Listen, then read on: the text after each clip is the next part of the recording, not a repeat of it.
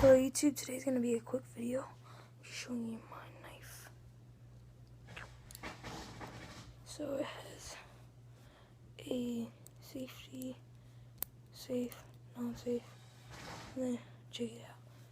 There's a button right there, and press it, it flings out. It's pretty sick.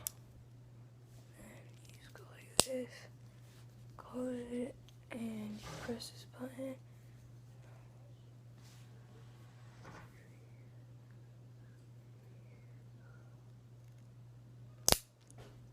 And it flings out.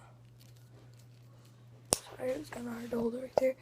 But just comment, like, and subscribe. Thank you.